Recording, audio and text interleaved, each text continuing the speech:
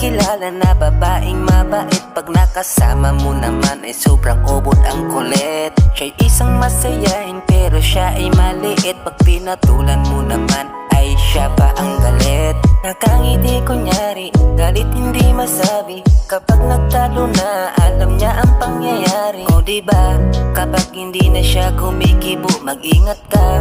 Kapag umusok ang ilong niya ay lambingan na. Wala ka talaga sa kanyang masasabi. Ibang-iba siya sa lahat ng mga babae. Kahit ikaw ang tama, tatamaan ka pa. Gagamitan ka lang niya na kilos na pang lalaki. Pwede ba na kami umiling? Sana'y bigyan ng pansin.